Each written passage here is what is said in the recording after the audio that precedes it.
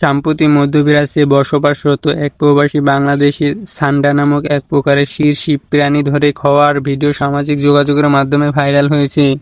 ভিডিওতে তাকে মরু অঞ্চলের এই প্রাণীটি নিয়ে ব্যতিক্রমধর্মী অভিজ্ঞতা শেয়ার করতে দেখা যায়, যা নেটিজেনদের দৃষ্টি কাড়ে। ভিডিওটি ছড়িয়ে পড়ে ফেসবুক, ইউটিউব, টিকটক বিভিন্ন প্ল্যাটফর্মে। সান্ডা নিয়ে চলছে নানা আলোচনা ও হাস্যরস, তৈরি হচ্ছে অসংখ্য মজার মিম, কার্টুন, কৌতুক ও ব্যঙ্গচিত্র। আজ আমরা জানবো সান্ডা আসলে কি, সান্ডার ইতিহাস, সান্ডা কারা খায়, ইসলামে সান্ডার মাংস খাওয়ার বিধান, সান্ডার তেল কি সত্যি উপকারী, সান্ডা বিলুপ্তির কারণ। এই সমস্ত প্রশ্নের উত্তর জানতে ভিডিওটা শেষ পর্যন্তই দেখুন। প্রথম জেনে নেই সান্ডা আসলে কি। সান্ডা নামটি মূলত একটি নির্দিষ্ট প্রাণীকে নির্দেশ করে না। এটি স্পাইনি টেইলড লিজার্ড বা কাঁটাযুক্ত লেজওয়ালা টিকটিকির একটি সাধারণ নাম, যার বৈজ্ঞানিক নাম হচ্ছে ইউরোমাস্টিক্স। এই প্রজাতিটি অ্যাগামিডি গোত্রের অন্তর্ভুক্ত এবং অন্তত 1 ডজনেরও বেশি প্রজাতি রয়েছে। মূলত মরু বা আধা মরু অঞ্চলে বাস করে। এইসব টিকটিকিকে সাধারণভাবে সান্ডা বলা হয়ে থাকে। আরবি ভাষায় একে ডাকা হয় দপ নামে। এই লিজাররা আফ্রিকার উত্তর অঞ্চল থেকে শুরু করে ভারত পর্যন্ত বিস্তৃত শুষ্ক ও ঊষর অঞ্চলে বাস করে। সৌদি আরবের বিশাল মরুভূমি হচ্ছে এদের অন্যতম প্রাকৃতিক আবাসস্থল। দিনের বেলায় এরা সূর্য লগ্নে মগ্ন থাকে আর সন্ধ্যা হলেই নিরাপদ আশ্রয়ের খোঁজে গর্তে ঢুকে পড়ে। বিপদের সময় দ্রুত পাথরের খোঁজে আশ্রয় নেয় এবং সেখানে থেকেই গাছের পাতা, ফলমূল খায়। মাঝে মাঝে ছোট পোকামাকড় এরা খাবার হিসেবে গ্রহণ করে। এরা গিরগিটির মতোই আশেপাশে তাপমাত্রা ও ঋতুভেদে এরা রং বদলাতে পারে। প্রাণীটি ঠান্ডা গাঢ় রং ধারণ করে যাতে সূর্যের তাপ সহজেই শোষণ করতে পারে।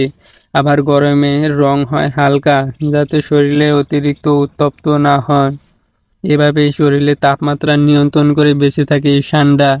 সান্ডার মাথা চওড়া, শরীর মোটা ও 4টি পা বিশিষ্ট। বড়দের দৈর্ঘ্য প্রায় 25 থেকে 30 সেন্টিমিটার, যা 10 থেকে 12 ইঞ্চি। এদের সবচেয়ে উল্লেখযোগ্য বৈশিষ্ট্য হলো মোটা ও কাঁটাযুক্ত লেজ, যা আত্মরক্ষার জন্য ব্যবহৃত হয়।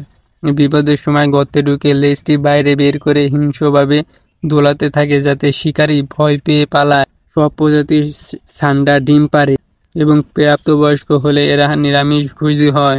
এবার জানা যাক কারা সান্ডা খায়। এবার জানবো সান্ডার ইতিহাস। সান্ডার বিবর্তনের ইতিহাস ক্রিটেসিয়াস যুগে প্রায় 80 মিলিয়ন বছর পূর্বে শুরু হয়। এটি প্রাচীন সরীসৃপদের থেকে উদ্ভূত হয়েছিল। এই সময়ে এরা ডাইনোসরদের সমসাময়িক ছিল। ধীরে ধীরে এশিয়া, আফ্রিকা ও অস্ট্রেলিয়ার বিভিন্ন অঞ্চলে ছড়িয়ে পড়ে। বেঙ্গল মনিটর দক্ষিণ এশিয়া পরিবেশের সাথে নিজেদের খাপ খাইয়ে নিয়েছে। জীবাশ্ম প্রমাণ থেকে জানা যায় যে মনিটর গোসাপের মতো প্রাণী মধ্য এশিয়া ও দক্ষিণ পূর্ব এশিয়ায় প্রায় 40 মিলিয়ন বছর আগে উপস্থিত ছিল। কারা সান্ডা খায়? মধ্যপ্রাচ্যে মরুভূমি বেদুইনরা বা স্থানীয় জনগোষ্ঠী। কিছু মানুষ সান্ডা শিকার এবং খেয়ে থাকেন। কেউ কেউ সান্ডার বিরিয়ানিও রান্না করেন। ভারত ও পাকিস্তানে স্থানীয় কিছু জনগোষ্ঠী এই সান্ডা শিকার করে। মুরগির মাংসের মতো এই সান্ডা মাংসেরও স্বাদ বিবেচিত হয় এবং কিছু হিন্দু জাতিগোষ্ঠীর মধ্যেও এটি সুস্বাদু খাবার। বিশেষ করে লেজের অংশটি খাবারের অন্যতম আগ্রহের কেন্দ্র। প্রাকৃতিক পরিবেশের সান্ডা বিভিন্ন শিকারী পাখি যেমন লাগরবাজ ও টনি ইগলের খাদ্য। মরুভূমি শিয়াল ও সাপরাও এদের গর্তে হানা দেয়। ইসলামে সান্ডার মাংস খাওয়ার বিধান সম্পর্কে জেনে নেই। মাংস খাওয়া কি হালাল না হারাম? নবী করিম সাল্লাল্লাহু আলাইহি সাল্লামের সামনে একবার তার সাহাবীরা সান্ডা পরিবেশন করে, তখন তিনি সেটি খাননি।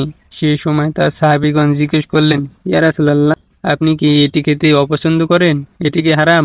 এই প্রশ্নে নবী করিম সাল্লাল্লাহু আলাইহি সাল্লাম বলেন, এটি আমার কওমের খাদ্য নয়, তাই আমি খাই না। সহিহ বুখারী 5537, সহিহ মুসলিম 1944।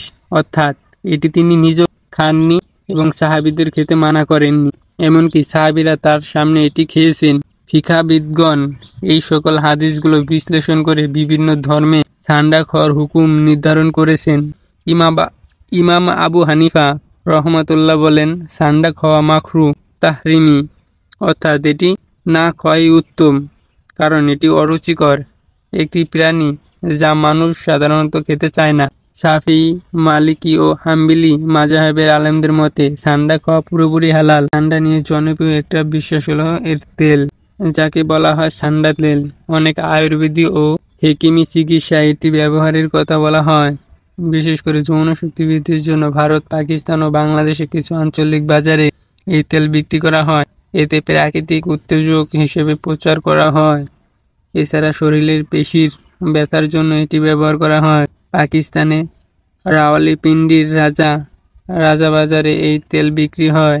এটা স্ট্যামিনা বুস্টার হিসেবে বাজারজাত করা হয়, তবে বিজ্ঞানীদের দৃষ্টিতে এর কার্যকারিতা এখনও প্রমাণিত নয়। আধুনিক চিকিৎসাবিদরা গবেষণা করে এখনও সান্ডার তেলের উপকারী বা নিরাপত্তা নিশ্চিত করা যায়নি। বরং এই অজ্ঞাত উৎস থেকে তৈরি এসব তেল শরীরের জন্য ক্ষতিকর হতে পারে। এতে ত্বকের জ্বালা, অ্যালার্জি বা অন্যান্য পার্শ্ব প্রতিক্রিয়া হওয়ার আশঙ্কা থাকে। সান্ডার বিলুপ্তির কারণ: অতিরিক্ত শিকার ও আবাসস্থল ধ্বংসের কারণে বর্তমানে সান্ডা বিলুপ্তির হুমকিতে রয়েছে। ইউটিউব সহ বিভিন্ন অনলাইন প্ল্যাটফর্মে সান্ডার তেলের অবৈধ ব্যবসা প্রসার লাভ করেছে এবং মধ্যপ্রাচ্যে বিভিন্ন দেশে রপ্তানি করা হয়েছে।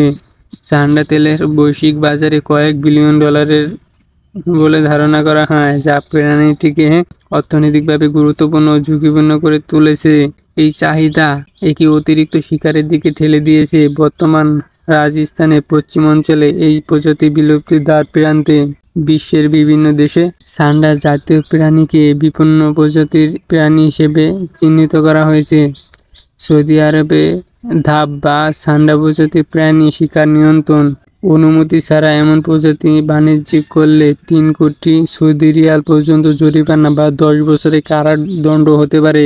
ভারতে প্রাণীটিকে বন্যপ্রাণী সংরক্ষণ আইন ১৯৭২ এর প্রথম তাফসিলে রাখা হয়েছে, যা সর্বোচ্চ সুরক্ষা প্রদানের নিশ্চয়তার কথা বলে।